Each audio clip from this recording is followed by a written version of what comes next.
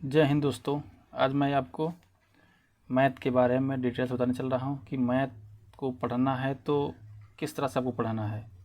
पूरा डिटेल्स मैं आपको जानकारी दूंगा। जो विद्यार्थी इस चैनल पर नए हैं, चैनल को सब्सक्राइब कर लें। मैथ में टेंशन आप लेने की ज़रूरत नहीं है। देखिए, मैथ का सिलेबस क्या होता है। सिलेबस जानने से पहले कुछ इसकी बेसिक चीज़ें होती हैं जो आपको जानना ज़रूरी होती हैं। ये अगर आप यूपी टेट की तैयारी कर रहे हैं या सुपर टेट की तैयारी कर रहे हैं, सी टेट की या बीपीएससी जैसे पीआरटी प्राइमरी का, जूनियर का, टीजीटी का, केवीएस तैयारी करनी है या रेलवे की तैयारी कर रहे हैं या अदर कोई भी एग्ज़ाम का आप तैयारी कर रहे हैं, जो मैथ उसमें सिलेबस है लगभग सब में यही सिलेबस रहते हैं। कुछ चैप्टर नहीं होते हैं, कुछ चैप्टर इधर उधर कर दिए जाते हैं, लेकिन जो कॉमन जैसे देखा जाता है ना, कुछ चैप्टर वही रहते हैं, बस उसका नाम थोड़ा सा इधर उधर कर देता है, लेकिन बेसिक चीज़ें हैं आपको आना चाहिए। जैसे देखते हैं, सबसे पहले हम देखो, मैंने वही बताया वही कि कुछ चैप्टर हटा दिए जाते हैं, कुछ चैप्टर इधर उधर कर दिए जाते हैं, बाकी में समानता पाई जाती है। देखो दोस्तों, क्या होता है कि जो सिलेबस है, मैं अब बहुत बद्दी कहते हैं पूरा सिलेबस के अकॉर्डिंग पढ़ाइए। देखिए, जो चीज़ पहले से फिक्स है उसको पूरा बढ़िया डिटेल से पढ़ लीजिए, क्योंकि मैथ है। मैथ में क्या होता है कि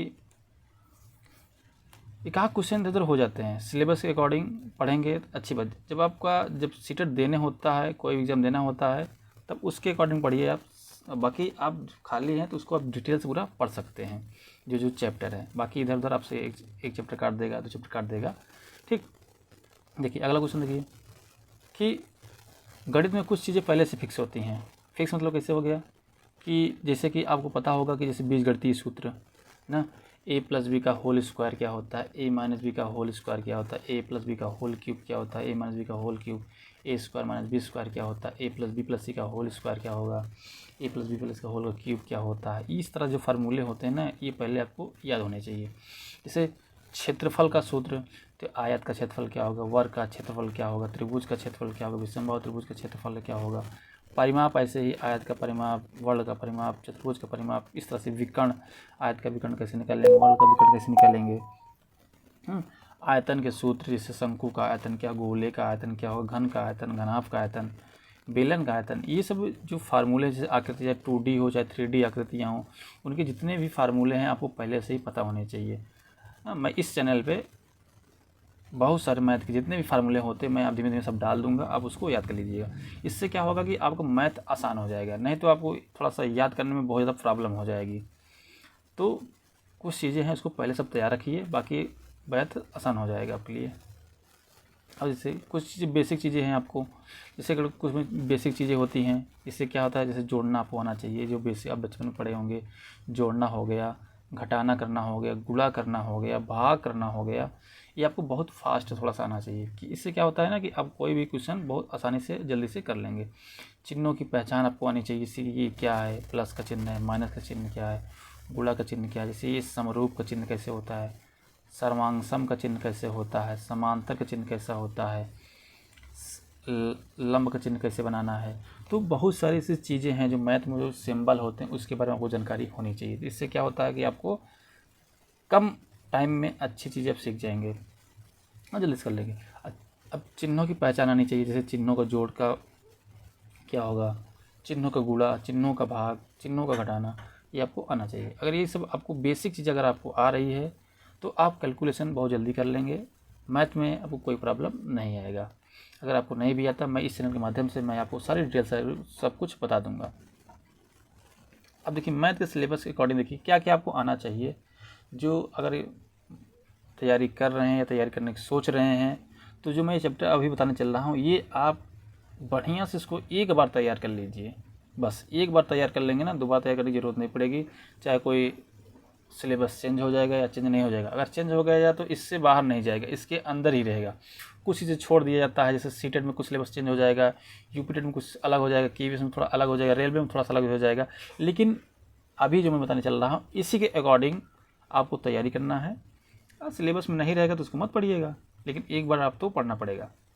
जैसे देखिए, नंबर सिस्टम, संख्या पद्धति, आपको संख्या पद्धति में सब कुछ डिटेल से पढ़ लीजिएगा। उसमें संख्या नंबर क्या होते हैं, अंक क्या होते हैं, संख्या क्या होती है, इकाई दाएं सैकड़ा के बारे में, संख्याओं के बारे में, इसमें सब कुछ आप डिटेल्स इसमें पढ़ सकते हैं। ऐसे महत्तम समापवर्तक, महत्तम सम यानी हाईएस्ट कॉमन फैक्टर, HCF जिसको बोलते हैं, मासा, आपने पढ़ा होगा कक्षा 2, 3, 4, 5, 6, 7 में पढ़े होंगे आप। ये बेसिक चीज़ें हैं, इसको आपको आना चाहिए। उसी चैप्टर में रहता भी है, सिलेबस के अकॉर्डिंग आपको ये चैप्टर मिलता है आपको। जैसे ये क्या हो गया, अगला चैप्टर क्या है कि अगला टॉपिक है लघुत्तम समापवर्ती, जिसको बोलते हैं लासा, जिसको बोलते हैं लीस्ट कॉमन मल्टीप्लाई, यानी एलसीएम।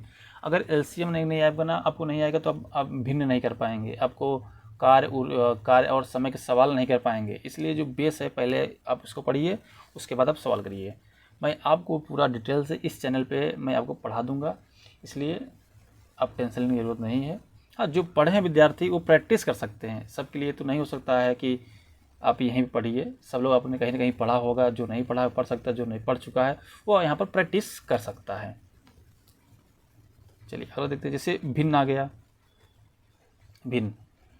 भिन्न क्या होता है आपको पता है, अंश बटे हर में संख्या लिखी, फ्रैक्शन आपको पता ही होगा। इसमें सिंपल नहीं आएगा, भिन्नों की तुलना करना आएगा, कौन संख्या छोटी है कौन संख्या बड़ी है, अवरोही क्रम में फिट करना होता है।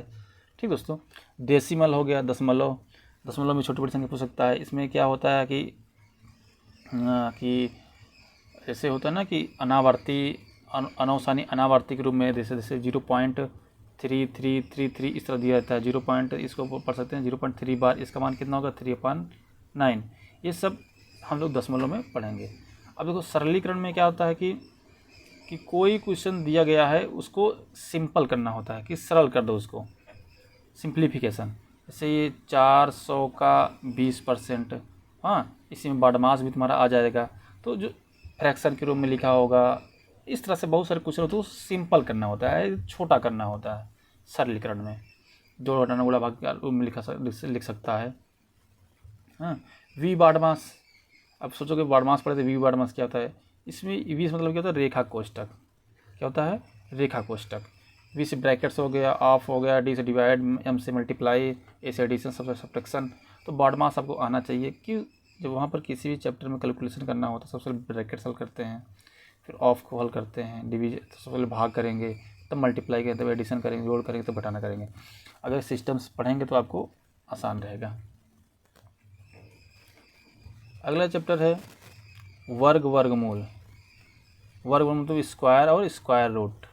इसमें क्या होता है कि किसी संख्या का स्क्वायर आपको आना चाहिए। 2 का स्क्वायर कितना होता है, 4 होता है। 5 का स्क्वायर 25 होता है। इस तरह से आपको कम से कम 20 नहीं 30 तक, अगर आप 30 तक वर्ग याद रखेंगे तो अच्छी बात है। बाकी आपको निकालना आना चाहिए, ज़्यादा हार्ड नहीं पूछता है। तो जो बेसिक आप सीखे होंगे वर्गमूल निकालना भाग विधि से, तो आप उसी तरीके से आप निकाल सकते हैं। ये आपने सीखा होगा, इसे इस तरह से कोई बना है, इसका वर्गमूल आप निकाल सकते हैं आराम से। यहाँ पहले जोड़ा बनाया जाता है इसे ना, तो दूसरा डिवाइड किया जाता है। इस तरह से आप बेसिक पढ़े होंगे, बहुत सारे ट्रिक आप सीखे होंगे, लेकिन क्या वो कहीं ना कहीं लिमिट होता है कि 1 से 500 तक ये फॉलो करेगा, 1000 तक ये तक फॉलो करेगा। लेकिन जो बेसिक वाला है ये आप चाहे जितना है सब पे फॉलो करेगा, कभी गलत नहीं होगा। हाँ, थोड़ा सा आप प्रैक्टिस करेंगे आपको आसान लगने लगेगा। ठीक दोस्तों, आगे देखते हैं। जैसे घनमूल हो गया, ये इस वर्गमूल मतलब ये करनी भी होता है। ठीक दोस्तों, घनमूल में देखो यहाँ 3 लगा जाता है, 3 लिख देते हैं ना घनमूल में, यहाँ पर 3 लिख दिया जाता है, ये घनमूल चिन्ह हो गया। से अब घनमूल, अब कम से कम घन आपको 30 तक इसका भी घन आना चाहिए। जैसे 30 का क्यूब क्या होता है, 33 का 9 3 2700, 30 हो गया, इस तरह से 27,000 हो जाएगा। ठीक, तो घनमूल आपको आना चाहिए। करणी आना चाहिए, करणी यही है, ये करणी हो गया, ये करणी हो गया, घनमूल वाला हो गया। इसी तरीके से आपको आना चाहिए करनी के जोड़, करनी घटाना, गुणा भाग, उसमें आपको पूरा डिटेल से आपको पढ़ाया जाएगा। और देखिए एक अगला पॉइंट क्या है, घातांक से पावर में लिखा है तो कूड़े में कोई लिख दिया गया है, कभी ऐसे लिख दिया जाता है, कभी बटे में लिख दिया जाता है पावर के रूप में।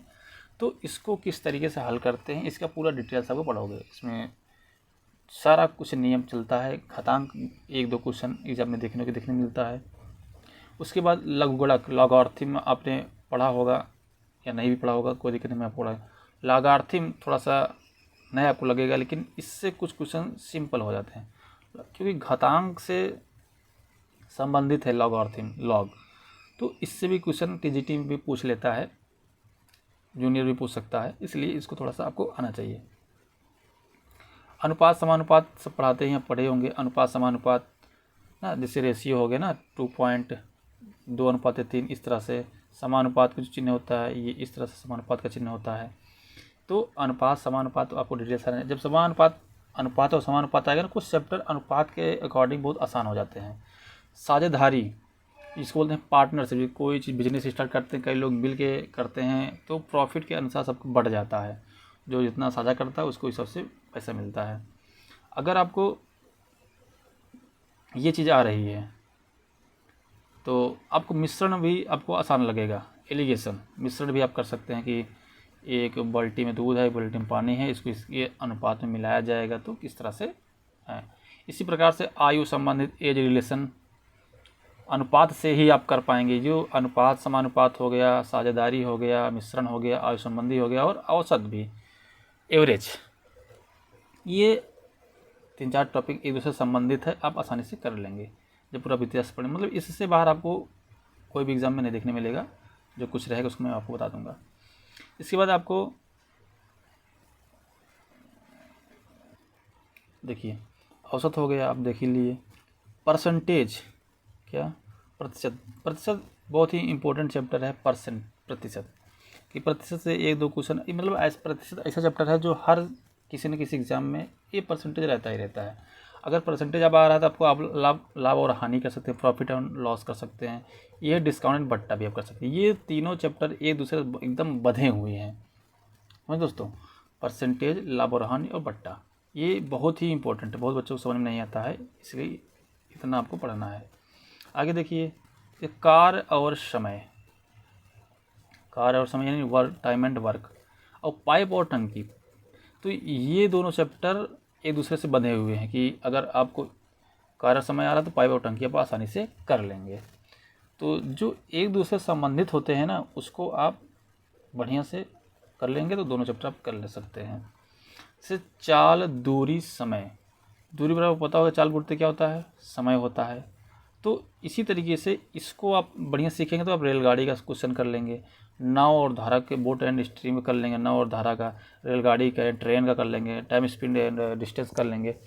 ये जो क्वेश्चन है ये बहुत थोड़ा से हार्ड होते हैं, थोड़ा सा कठिन होते हैं, लेकिन जब आप तैयारी कर रहे हैं तो बढ़िया सब कर लेंगे। रेलवे में ज़्यादा पूछता है क्वेश्चन, ठीक दोस्तों।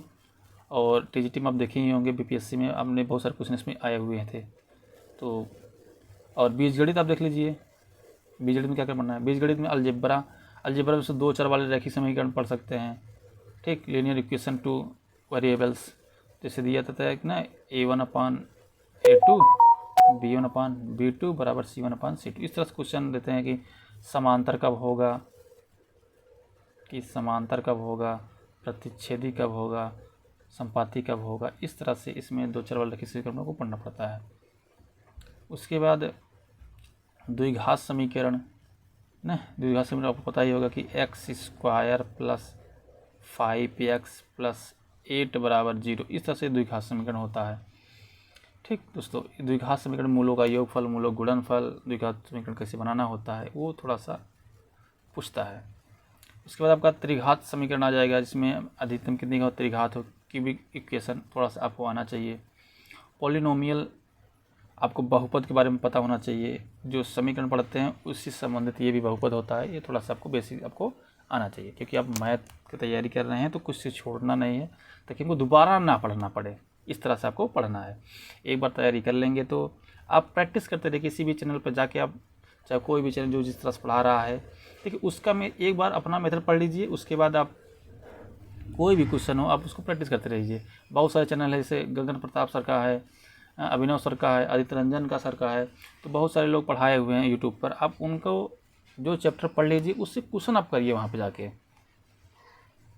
ठीक, ताकि आपको लगे कि हाँ कुछ चीज़ आपको वहाँ कुछ नया सीखने को मिलेगा, कुछ यहाँ नया सीखने मिलेगा। तो इसलिए आपको पढ़ना पड़ेगा। इससे रेखा और कोण हो गया, लाइन और एंगल, तो इसके बारे में आपको डिटेल्स पढ़ाऊँगा ही, लेकिन आपको रेखा के बारे में से किरण क्या होती है, रेखा क्या होती है, रेखाखंड क्या होता है, तो वक्र रेखा, तो इस तरह से कोण के बारे में कितने प्रकार, 7 प्रकार कोण होते हैं, न्यून कोण, अधिक कोण, समकोण, संपूर्ण कोण, कोटिपूरक कोण।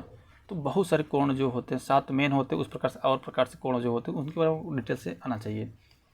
उसके बाद पॉलीगन, बहुभुज के बारे में आपको आना चाहिए कि किस तरह से विकर्णों की संख्या कैसे होती है, भुजाओं की संख्या कैसे ज्ञात करना है, कौन कौन से आकृतियाँ बनेंगी ना, चतुर्भुज चतुर्भुज हो गया, त्रिभुज हो गया, पंचभुज हो गया, षष्ठभुज हो गया, इस तरह से। उसके बाद 2D आकृतियाँ, जितनी भी 2D आकृतियाँ हैं किसी न किसी में आती रहती हैं, इसलिए इसको डिटेल्स आप पढ़ लीजिएगा एक बार। मात्र आपको एक ही पढ़ना, 2D आकृति जितनी भी होती है 2D, इसमें क्या करना है, देखो जो 2 डायमेंशनल शेप्स होते हैं ना, इसमें क्या पूछता है एग्जाम में, क्या ज्ञात करना होता है, देखो उनकी विशेषता है, जितनी भी 2D आकृतियाँ रहती है ना उसकी विशेषताएँ, जैसे त्रिभुज है, त्रिभुज क्या है, उसकी परिभाषा, उसका क्षेत्रफल, उसका परिमाप ना, अंतर्वृत्त की त्रिज्या, परिवृत्त की त्रिज्या, जो भी उस है, उसके प्रमेय, कोण, सारा कुछ उसकी विशेषता आपको आनी चाहिए, क्योंकि अब क्वेश्चन थोड़ा सा लेवल हटा के पूछ रहा है ना, तो हमको उनका विशेषता पता होनी, कोण, परिमाप ज्ञात करना, विकर्ण ज्ञात करना, क्षेत्रफल ज्ञात करना, परिवृत्त की त्रिज्या ज्ञात करना, अंतःवृत्त की त्रिज्या ज्ञात करना, समरूप आकृतियाँ क्या हैं, सर्वांग समता क्या होती है, सममित रेखाएं कैसे खींच सकते हैं, ये सब चीज़ें हम 2D आकृतियों में ज्ञात करते हैं और यही एग्जाम में पूछता है। ये थोड़ा सा एडवांस मैथ में आ जाता है, कुछ बच्चे बहुत ज़्यादा नहीं आता है कि कौन इतना याद करे। इसमें देखो क्या होता है, पहले से फिक्स है कि आपको याद करना ही पड़ेगा, बिना याद करे आप कुछ नहीं कर पाएंगे, ठीक दोस्तों। और ये आपको PRT में, TGT, PGT में, यूपीटेट में, सीटेट में बहुत ज़्यादा क्वेश्चन पूछता है। पृष्ठीय से वहाँ पर थोड़ा सा सिलेबस को इस तरह बताया, पृष्ठीय, क्षेत्रफल और आयतन, इस तरह से देता है। मेंसुरेशन में यही चीज़ आता है, क्षेत्रफल जिसको बोलते हैं, क्षेत्रमिति आप जिसको बोलते हैं ना, तो इस तरह से क्वेश्चन है। जैसे त्रिभुज में आपको क्या क्या पढ़ना पड़ेगा ये देखना है, जैसे ट्रायंगल है तो न्यून कोण त्रिभुज पढ़ना है, समकोण त्रिभुज पढ़ना है और अधिक कोण त्रिभुज, ये कोणों के आधार पे होते हैं। और भुजाओं के आधार पे आपके ये विषमबाहु त्रिभुज, समद्विबाहु त्रिभुज और समबाहु त्रिभुज, इनके बारे में आपको पूरा डिटेल से जानकारी इकट्ठा करना है, इनकी विशेषता, इनको कैसे ज्ञान करना होता है, परिभाषा, सब कुछ आपको आना चाहिए। एक बार पढ़ लेंगे, एक बार नोट्स बना लेंगे ना, तो दोबारा आपको पढ़ने की जरूरत नहीं है। जैसे मैं एक बार पढ़ लिया हूँ, कोई भी एग्जाम देता हूँ हमारा हो जाता है, ठीक है। हाँ, ये बात है कि अगर अभी तो आपके यूपी में वैकेंसी भी मान लो 5-6 साल से वैकेंसी नहीं आई टीचर की, तो जो तैयारी कर रहे हैं अपना क्या करें, कुछ ना कुछ कर ही रहे हैं, कहीं पढ़ा रहे हैं, तो आप भी एक बार पढ़ लीजिए, उसको आप तैयारी करिए और यूट्यूब पे पढ़ाइए या कोई घर पे पढ़ाइए, कोचिंग में पढ़ाइए, तो आपको रिवीजन होता रहेगा, ठीक दोस्तों। ऐसा नहीं है कि आप एक बार पढ़ लिए उसको बंद कर दीजिए, उसको आप रिवीजन भी करते रहना है, ठीक दोस्तों। आगे देखते हैं, जैसे चतुर्भुज आप पढ़ना है, चतुर्भुज में आपको क्या पढ़ना है, पहले वर्ग पढ़ना है, चतुर्भुज बारे में पूरा डिटेल्स पढ़ना ही है कि चतुर्भुज क्या होते हैं, इसकी विशेषताएं क्या होती हैं, हाँ। तो उसके बाद वर्ग के बारे में पूरा डिटेल्स पढ़ना है कि वर्ग, आयत क्या है, मतलब वर्ग क्या है, इसका क्षेत्रफल कैसे निकलेगा, इसके विकर्ण कैसे निकलेगा, इसका परिमाप कैसे निकलेगा, इसमें और आकृतियाँ कैसे जुड़ जाएंगी, तो इनकी संबंधित जो भी क्वेश्चन बनते हैं वो भी आपको करना है। आयत के बारे में पढ़ना है, आयत क्या है, सम चतुर्भुज के, रोम्बस जिसको बोलते हैं आप लोग, समांतर चतुर्भुज के बारे में पढ़ना है, समलम चतुर्भुज और काइट यानी पतंग के बारे में पढ़ना है। एक बार पढ़ लेंगे, देखो क्या होता है, कुछ बच्चे पढ़ने बड़े अच्छे होते हैं लेकिन उनको ये नहीं पता होता वो कि हमको पढ़ना क्या होता है। मेन पॉइंट ये होती है कि आपको पढ़ना क्या है। आप जब आपको टॉपिक पता रहेगा, आपके पास किताब ना कोई किताब होगी आपके, उसकी किताब में एक किताब में सब कुछ नहीं होता है, कई किताबों में होता है। इसलिए मैं सारे को टॉपिक को एक जगह इकट्ठा कर लिया हूँ, मैं डिटेल से आपको यहाँ पर पढ़ाऊँगा, आप उस पर जाकर क्वेश्चन करिएगा। अगर जो विद्यार्थी चैनल पर नए हैं, चैनल को सब्सक्राइब कर लीजिएगा, लाइक कर दीजिएगा और अपने दोस्तों को शेयर कर दीजिएगा। यदि आपको अगर मेरा ये PDF चाहिए तो आप टेलीग्राम पे यमार अकेडमी के नाम से आ सकता है, अब वहाँ पे कर दीजिएगा, आपको मैं वहाँ पर भेज दूँगा, ठीक दोस्तों। चलिए अब देखो, वृत्त को आपको पढ़ना है। अब वृत्त से संबंधित परिभाषा, जैसे वृत्त क्या है, उसकी परिधि क्या है, उसकी त्रिज्या क्या है, उसका व्यास क्या है, जीवा क्या है, इसके बारे में आपको डिटेल से पूरा बताऊंगा। वृत्त से संबंधित क्षेत्रफल, जैसे ये वृत्त है ना, तो इसके अब यहाँ से अगर केंद्र से होकर गए तो वृत्तखंड हो गया। इसमें त्रिज्यखंड होता है, त्रिज्यखंड का क्षेत्रफल ज्ञात करना है, इसके चाप की लंबाई ज्ञात करना होता है। इससे संबंधित प्रमेय भी होते हैं ना, कि देखो यहाँ से स्पर्श रेखा खींची गई है ऐसे, ये छेदक रेखा, ये स्पर्श रेखा, तो यहाँ से कितना कोण बना रहा है, तो इस पूरा प्रमेय में हम पूरा डिटेल से पढ़ेंगे, क्योंकि ये एग्ज़ाम में आया हुआ क्वेश्चन है। इसलिए जो आते हैं और जो भी नहीं आते उसको भी पढ़ना, ऐसा नहीं कि जो आते हैं वही पढ़ लो, जो नहीं आएगा उसको नहीं पढ़ना, क्योंकि अब जो एग्ज़ाम हो रहे हैं वो अलग तरीके से हो रहे हैं। आगे देखते हैं। अब देखो 3D आकृतियाँ, जो 3 डायमेंशनल शेप से होते हैं वो क्या होते हैं, उनसे हमको क्या ज्ञात करना होता है, जो 3D आकृतियाँ होती हैं, ठीक दोस्तों। देखो क्या होता है कि जैसे 3D आकृति हमको मेन उद्देश्य क्या है, क्या पूछता है एग्जाम में, जैसे परिमाप को ज्ञात करना होता है, उनका क्षेत्रफल ज्ञात करना, या पृष्ठीय क्षेत्रफल बोल दे, वक्र पृष्ठ बोल दे, संपूर्ण पृष्ठीय क्षेत्रफल बोल दे, उनका विकर्ण पूछ ले, फलक, किनारा, आयतन, वस्तुओं की संख्या, इस तरह से बहुत सारे क्वेश्चन बन सकते हैं। अब देखो 3D आकृति कौन कौन सी होती हैं, इसके बारे में थोड़ा पढ़ना है। जैसे घन के बारे में आपको पढ़ना है। घन आप देखे ही होंगे, जिसको क्यूब बोलते हैं, ये घन है आपके, जिसकी सभी फलके क्या होते हैं, बराबर, तो घन हो गया। घनाभ के बारे में आपको पढ़ना है डिटेल से थोड़ा सा। इसके फार्मूले जो हैं मैं आपको इस चैनल के माध्यम से बहुत सारे फार्मूले मैं बता दूंगा, आप उसको डिटेल से उसको याद कर लीजिएगा। घनाभ के बारे में पढ़ना, गोला आपको पढ़ना है, अर्धगोला, आधा गोला आ जाएगा तो उसको पढ़ना है। बेलन क्या होता है आपको पता ही होगी, ये बेलन है। बेलन, खोखला बेलन, जैसे पाइप वाली बेलन हो जाती है ना, ये इसी में खोखला बेलन हो जाता है, पाइप आपको देखे ही होंगे।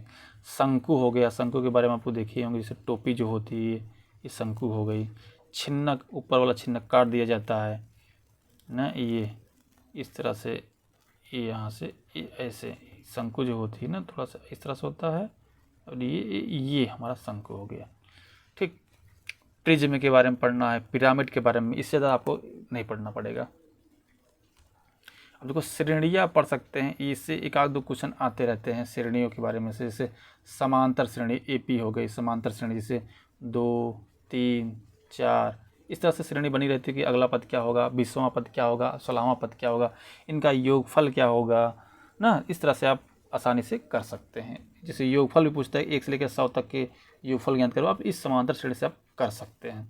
इसी प्रकार से गुणोत्तर श्रेणी का आप कर सकते हैं।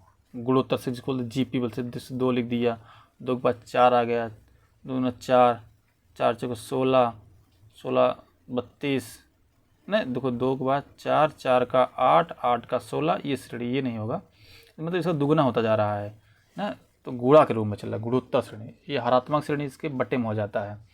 तो आपको समांतर श्रेणी, गुणोत्तर श्रेणी और हरात्मक श्रेणी, ये तीनों श्रेणी के बारे में आपको आना चाहिए। नहीं कभी कभी देखते हो ना कि रीजनिंग मॉडल में कुछ क्वेश्चन आ जाते हैं, आप कर नहीं पाते हैं, तो इसका क्या मतलब है कि आप श्रेणी नहीं पढ़े हैं।